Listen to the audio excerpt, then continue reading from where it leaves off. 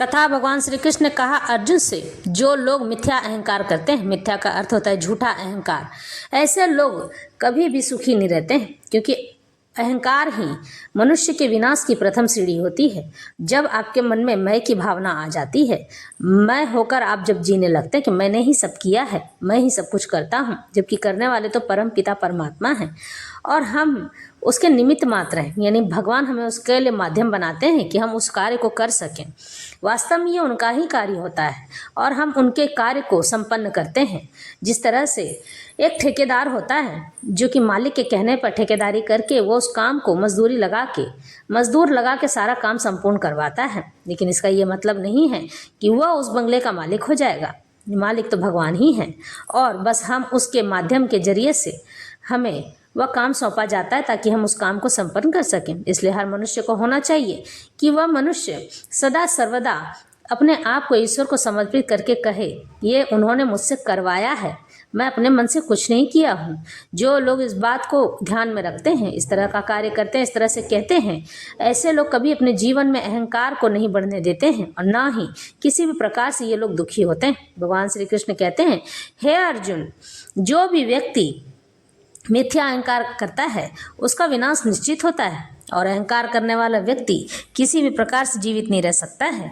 उसके लिए उस इंसान को यह समझ लेना चाहिए कि अहंकार विनाश की पहली सीढ़ी होती है। भगवान श्री कृष्ण ने अर्जुन से यह भी कहा कि हे अर्जुन, जीवन जीने के लिए मनुष्य को मिथ्या अहंकार त्याग कर बल, दर्प, काम तथा क्रोध से मोहित हटकर सारे कार्य करना चाहिए, क्योंकि जो लोग इन सब चीज़ों में व्यक्त रहते हैं वह लोग आसुरी कहलाते हैं। असुर आपको आजकल यानी कलयुग के समय में कहीं और ढूंढने की आवश्यकता नहीं पड़ेगी, बल्कि हमारे ही भीतर में असुर पलते हैं। यानी कि मनुष्य जीवन लेकर ही असुर आजकल के कार्य करते हैं। असुर जो होते हैं वह अपने मन में काम, क्रोध, लोभ, मोह को अपने जीवन में उतार लेते हैं। अपनी स्त्री होने के बावजूद भी किसी पर स्त्री के साथ, परगामी स्त्री के साथ जाकर उसके साथ मिलन करते हैं और इस प्रकार से फिर यह बात हो जाती है कि दोनों अलग होना चाहते हैं। लेकिन कई बार ऐसी होती कि स्त्रियां जो हैं वो बहुत अच्छी होती हैं, जो अपने पति को पाने के लिए हर जद्दोजहद करती हैं। स्त्री में वो ताकत होती है कि वो अपने पति को किसी भी प्रकार से पा सके। इसी तरह से एक स्त्री की कहानी है। वह स्त्री मुझे पकड़कर फुट फुट कर रोने लगी। क्यों? क्योंकि उसका पति दूसरी स्त्री के पास जाके यानी परगामी स्त्री के पास जाकर रहने लगा था, उससे संबंध बना लिया था। क्योंकि जो स्त्री थी उस स्त्री का बच्चादानी निकल गया था। उसने कहा कि मेरा पति मेरी ओर देखता तक नहीं है, हाँ लेकिन मुझे गाली गलौज नहीं करता है, मारता पीटता भी नहीं है। इस तरह से वह व्यक्ति उस स्त्री से दूर हो गया। तो मैंने उसे कहा कि ईश्वर पर भरोसा रखो, क्योंकि ईश्वर से बड़ा कोई नहीं होता है। जो लोग ईश्वर पर भरोसा रखते हैं और अपने आप को ईश्वर को समर्पित कर देते हैं और उनसे कहते हैं कि हे प्रभु, कम से कम मेरी ये लालसा मिटा दीजिए, अब मैं अपने पति के साथ सही से रह सकूं। इस तरह से वह विनती करने लगी और मैंने फिर उससे कहा कि भगवान शिव देने में सर्वसमर्थ हैं, जो कि भगवान पर ब्रह्म विश्वरूप के ही स्वरूप माने जाते हैं। कहते हैं कि भगवान शिव के बिना कोई भी कार्य संपूर्ण नहीं होता है, ना ही भगवान नारायण के बिना कोई कार्य संपूर्ण होता है। यानी कि पर ब्रह्म परमात्मा में ही यह विश्व रूप समाहित है, जिसमें शिव और पर ब्रह्म नारायण दोनों ही आते हैं। नारायण जो कि मनुष्य के जीवन का उद्धार और कल्याण करते हैं। हमारे श्रीमद् भागवत गीता का श्रेय और सार यही है। भगवान श्री कृष्ण भी भगवान शिव की आराधना किया करते थे और वो जानते थे कि भगवान शिव तुरंत ही प्रसन्न होकर सब दे जाते हैं। अगर किसी स्त्री को इस प्रकार से किसी भी प्रकार से परेशानी हो तो वह ये उपाय कर सकती है। मिट्टी का एक शिवलिंग बनाकर, एक ही दिन बनाना है, पार्थिव शिवलिंग बनाकर उसकी उपासना करके भगवान शिव के पास संकल्प करके और भगवान ठाकुर जी को वहीं पास में बिठाकर दोनों के सामने संकल्प करके यह कहना है कि मेरा पति जो भटक गया है, परगामी स्त्री हो गया है, वह सुधर जाए। और संकल्प करके 11 दिन तक कम से कम शिव महात्म्य का पाठ करना है। शिव महात्म्य ना हो तो शिव स्रोत कर सकते हैं, शिव स्रोत ना हो तो शिव चालीसा कर सकते हैं, किसी भी रुद्र पाठ भी कर सकते हैं, शिव रुद्राष्टक का पाठ भी कर सकते हैं। आप किसी भी प्रकार से किसी भी तरह के पाठ को करके भगवान शिव को अर्पित कर दें। उसके बाद भगवान नारायण के सामने बैठ के राम रामेति रामेति रमे रामे मनोरमे सहस्रनाम ततुल्यम राम नाम वरानने, यह विष्णु सहस्त्र नाम है। और कृष्णाय गोविंदा हरे परमात्मा प्रणतः क्लेशनाशक गोविंदाय नमो नमः। इस मंत्रों का जाप करके आप भगवान से 11 दिन का संकल्प कीजिए। इतना सा करने पर मनुष्य अपने जीवन में सुखी हो जाता है। उसका पति परगामी हो गया है तो लौट आएगा। अगर आपको पूर्ण फल चाहिए तो, क्योंकि यह सात्विक पूजा है, सात्विक पूजा थोड़ी लेट से सही लेकिन पूर्ण फल देता है, यानी आपके मरते दम तक आपका पति आपका होकर रहेगा। लेकिन जिस भी मनुष्य को तुरंत फल देने वाला चाहिए तो वह तंत्र क्रिया करवा सकता है। तंत्र क्रिया बुरा नहीं है, लेकिन वह क्षणिक फल देता है, यानी क्षण मात्र में ही वह नष्ट हो जाता है। कुछ दिन आप उसका सुख तो भोग लेंगे, लेकिन फिर से वह स्थिति आरंभ हो जाएगी, लेकिन दुगनी गति से आरंभ होगी और फिर आपको वही तंत्र फिर से दोहराना पड़ेगा। ये कार्य करने से अच्छा है आप सात्विक पूजा करें, पर ब्रह्म नारायण को अपने आप को समर्पित कर दें और उनकी उपासना में लग जाएं। जो भगवान ठाकुर जी की उपासना में लग जाते हैं, जो उनकी सेवा करते हैं, उनके जीवन में ऐसा कोई संभावना ही नहीं है कि वह दुखी रह सके। लेकिन भगवान भी बड़े चालू हैं, बड़े चालाक हैं। क्यों? क्योंकि मनुष्य जब उनसे कुछ सुख भोग मांगता है, यानी सांसारिक भोग मांगता है, सांसारिक भोग देने के बदले वो ऐसा कुछ कर जाते हैं कि मनुष्य वो भोग तो लेता है, यानी सांसारिक भोग उसे मिल तो जाता है, फिर वह उसकी इच्छा नहीं रखता है, उससे दूर हो जाता है। क्यों? क्योंकि भगवान उसे मथने लग जाते हैं। क्यों? क्योंकि हम उनकी शरण में गए हैं। जब हम उनकी शरण में गए हैं तो वह हमें इतना मथते हैं, इतना मथते हैं, यानी कि हमें इतना घोर कष्ट देते हैं, दुख देते हैं। लोग आपके विरोधी हो जाएंगे, आपको समझने की कोशिश नहीं करेंगे। आप समझ जाओगे इस संसार में कोई किसी का नहीं होता है। जब आपको यह बात समझ में आ जाएगी तब आपको भगवान सारे संसार के सुख वैभव दे देंगे, लेकिन आप उस वैभव को भोगना नहीं चाहोगे। तब आपका मन करेगा कि हम ठाकुर जी की सेवा करते रहें। इस तरह से भगवान हमें अब मत कर हमें उज्जवल बनाते हैं, ताकि हम ईश्वर की ओर अग्रसर हो सकें और उन्हें पा सकें। आत्मसंभाविता स्तब्धा धन मान मदान्विता यजन्ते नाम यज्ञस्ते दंभे ना विधि पूर्वकम। अपने को श्रेष्ठ मानने वाले तथा सदैव घमंड करने वाले संपत्ति तथा मिथ्या प्रतिष्ठा से मोहग्रस्त लोग किसी विधि विधान का पालन न करते हुए कभी कभी नाम मात्र के लिए बड़े ही गर्व के साथ यज्ञ करते हैं। अपने को सब कुछ मानते हुए किसी प्रमाण या शास्त्र की परवाह न करके आसुरी लोग कभी कभी तथाकथित धार्मिक या याज्ञिक अनुष्ठान करते हैं। चूंकि वे किसी प्रमाण में विश्वास नहीं करते, इसलिए वे अत्यंत घमंडी होते हैं। थोड़ी सी संपत्ति या झूठी प्रतिष्ठा पा लेने के कारण जो मोह भ्रम उत्पन्न होता है, उसी के कारण ऐसा होता है। कभी कभी ऐसे असुर उपदेशक की भूमिका निभाते हैं, लोगों को भ्रांत करते हैं और धार्मिक सुधारक या ईश्वर के अवतारों के रूप में प्रसिद्ध हो जाते हैं। वे यज्ञ करने का दिखावा करते हैं या देवताओं की पूजा करते हैं या अपने निजी ईश्वर की सृष्टि करते हैं। सामान्य लोग उनका प्रचार ईश्वर कहकर करते हैं, उन्हें पूजते हैं, और मूर्ख लोग उन्हें धर्म या आध्यात्मिक ज्ञान के सिद्धांतों में बढ़ा चढ़ाकर मानते हैं। वे सन्यासी का वेश धारण कर लेते हैं और उस वेश में सभी प्रकार का धर्म करते हैं। वास्तव में संसार में विरक्त होने वाले पर अनेक प्रतिबंध होते हैं, लेकिन ये असुर इन प्रतिबंधों की परवाह नहीं करते। वे सोचते हैं जो भी मार्ग बना लिया जाए वही अपना मार्ग है। उनके समक्ष आदर्श मार्ग जैसी कोई वस्तु नहीं होती है जिस पर चला जाए। यहाँ पर अविधि पूर्वकम शब्द पर बल दिया गया है, जिसका अर्थ है विधि विधानों की परवाह न करते हुए सारी बातें सदैव अज्ञान तथा मोह के कारण होती है। अहंकारम बलम दर्पम कामम क्रोधम च संश्रिता मामात्म पर देहेषु प्रद्विषंतो अभ्यसूयका। मिथ्या अहंकार, बल, दर्प, काम तथा क्रोध से मोहित होकर आसुरी व्यक्ति अपने शरीर में तथा अन्यों के शरीर में स्थित भगवान से ईर्ष्या और वास्तविक धर्म की निंदा करने लगते हैं।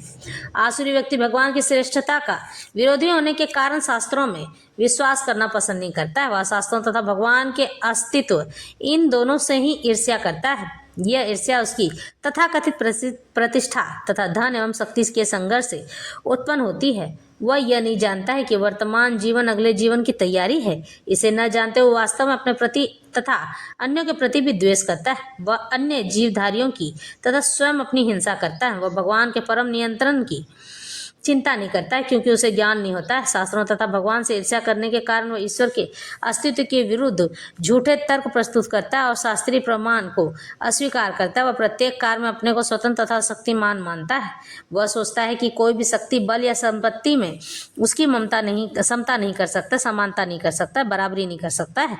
अतः वह चाहे जिस तरह कर्म करे उसे कोई रोक नहीं सकता। यदि उसका कोई शत्रु उसे ऐन्द्रिय कार्यों में आगे बढ़ने से रोकता है तो वह उसे अपनी शक्ति इसे छिन्न भिन्न करने की योजना बनाता है। इस तरह से अहंकारी व्यक्ति सदा सर्वदा दूसरों का विनाश ही चाहता है, दूसरों को कभी भी सुखी नहीं देख सकता है। भगवान श्री कृष्ण कहते हैं कि जो व्यक्ति दूसरों को सुखी न देख सकता हो और अहंकार में रहता हो, ईर्ष्या करता हो, द्वेष करता हो, दूसरों को बद्दुआ देता हो, ऐसा व्यक्ति कभी भी जीवन में अग्रसर हो तो जाता है लेकिन सुखी नहीं रहता है, उसे शांति प्राप्त नहीं होती है।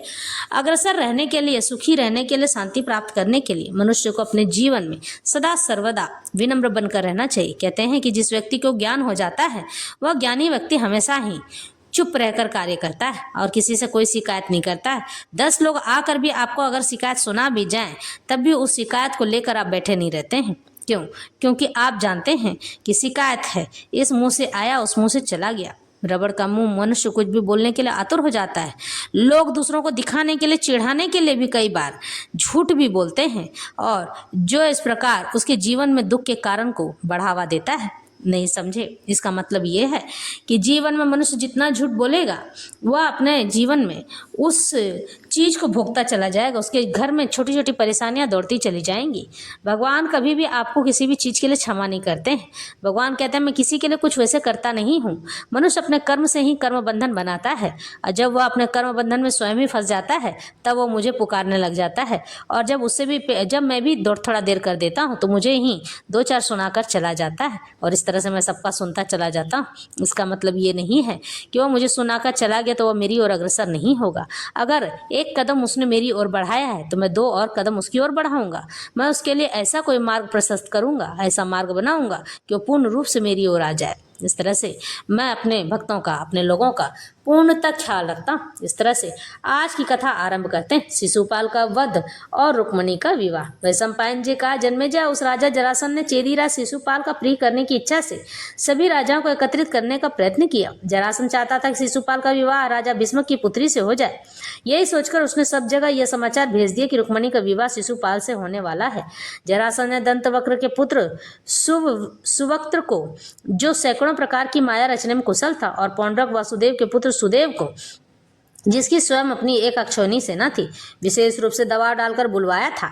एकलव्य के पुत्र, पांडेय राज के पुत्र, कलिंग देश के राजा श्री कृष्ण के शत्रु वेणुदारी, क्रथ पुत्र अंशुमान और श्रुतधर्मा, गांधार नरेश और कौशाम्बी पति, इन सबको जरासंध ने बलपूर्वक बुलाने का प्रयत्न किया। विशाल सेना रखने वाले भगदत्त, शल, साल्व, भूरिश्रवा तथा कुंती वीरी, ये सब लोग स्वयं ही शिशुपाल की बारात में उपस्थित होने के लिए भोजराज तथा भीष्मक के भवन में पधारे। जरासंध ने सुनीत पुत्र दमघोष शिशुपाल के लिए राजा भीष्मक से रुक्मिणी का हाथ मांगा था और राजा भीष्मक ने उसको वचन भी दे दिया था। तब राजा जरासंध अपने सहायक दंतवक्र के साथ शिशुपाल को लेकर विदर्भ देश को चला गया। पौंड्रक वसुदेव ने भी इस कार्य में जरासंध का साथ दिया। उस समय जरासंध अंग बंग और कलिंग देशों का भी सम्राट था। राजा रुक्मी जरासंध सहित सब देशों को भली भांति स्वागत सत्कार कर उन्हें अपनी पुरी में ले आया। श्री कृष्ण और बलराम अपनी बुआ की प्रसन्नता को ध्यान में रखते हुए उस विवाह में सम्मिलित हुए। साथ ही अन्य दूसरे बलशाली वृष्णिवंशी वीर भी रथों द्वारा वहां पधारे। कृत कौशिक को भीष्मक ने उन पूजनीय पुरुषों का यथोचित सत्कार कर उन्हें बाहर ही ठहराया।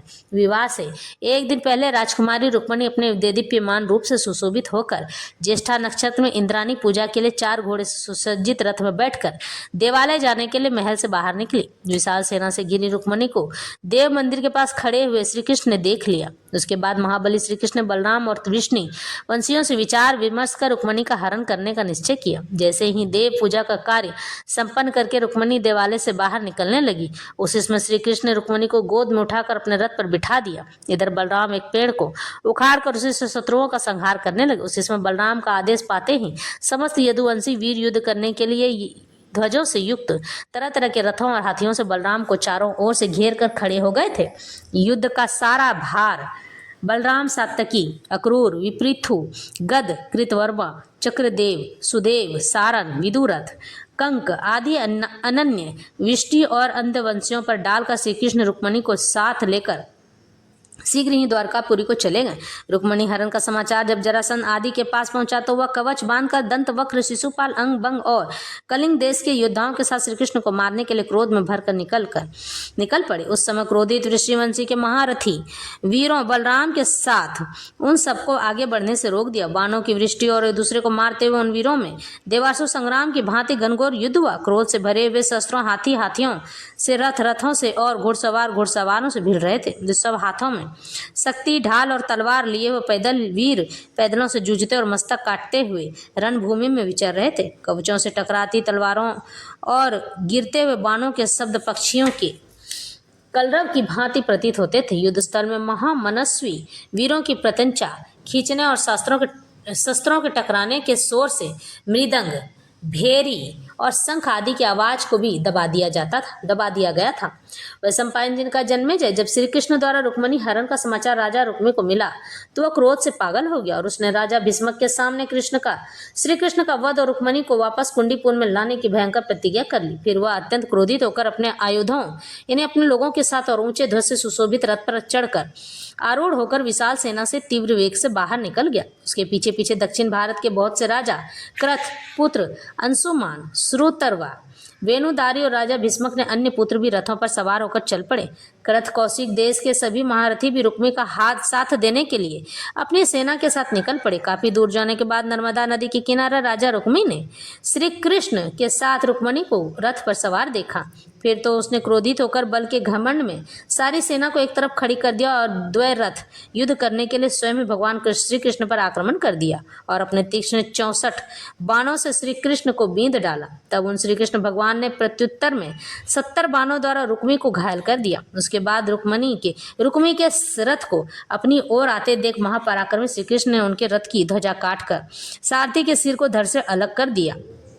राजा रुक्मी को इस प्रकार संकट में घिरा देख दक्षिण भारत के समस्त नरेशों ने श्री कृष्ण को चारों ओर से घेर लिया।